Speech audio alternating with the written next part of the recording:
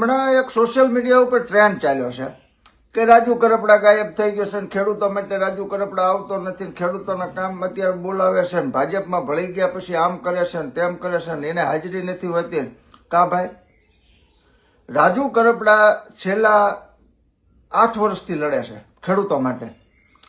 એમાં અગાઉના જે 3-4 વર્ષ જે છે એ બિન રાજકીય હતા, એ પછી આમ આદમી પાર્ટીમાં હતા, અને આ જે લડત છેલ્લા 8 વર્ષથી લડી રહ્યો હતો એની લડત જે હતી એમાં કયા ખેડૂતોએ હાજરી આપી?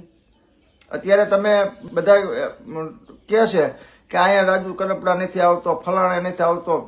રાજુ કરપડા આવશે, પણ ક્યાં આવશે કે એને તમે જે ખેડૂતો છે એનો ફોન નંબર ચાલુ છે, એનો ફોન કરવો.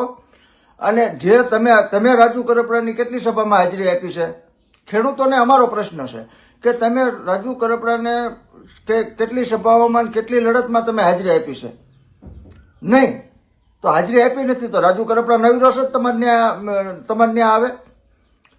રાજુ કરપડા સાથે જે ખેડૂતો જોડાયેલા છે અને જે ખેડૂતો રાજુ કરપડાને સપોર્ટ કર્યો છે ત્યાં રાજુ કરપડા અડધી રાતે સપોર્ટ કરશે. કોઈ પણ પક્ષમાં હોય સપોર્ટ કરશે, એની લડત લડશે, વળતર પણ અપાવશે, અને બીજા જે ખેડૂતો છે એના કરતા દોઢું વળતર અપાવશે એટલી તાકાત ધરાવે છે. અત્યારે રાજુ કરપડાની ખોટ પડે. કરદા કાંડ જયારે બોટાદનો કર્યો ત્યારે તમારી હાજરી હતી, અને જે હાજરી હતી, જે ખેડૂતો 85 ખેડૂતો જેલમાં ગયા હતા, અને એ 85 માંથી એક ખેડૂતનો ફોન આવે એટલે અડધી રાતે ઉભો રહો રાજુ કરપડા તૈયાર છે. તો આ જે અત્યારે રાજુ કરપડાની જે સોશિયલ મીડિયામાં એક આખી એક્ટિવિટી ચાલી રહી છે કે આ બોલતો નથી, કાંઈ નહીં બોલે, બોલશે પણ ક્યારે? એની સાથે જે ખેડૂતો હતા એ ખેડૂતો જયારે એને ફોન કરશે ને તેથી રાજુ કરપડા આવીને અડધી રાતે ઉભો રહીને બોલશે, સરકાર સામે બોલશે, બે ધડક બોલશે, બે બાક બોલશે.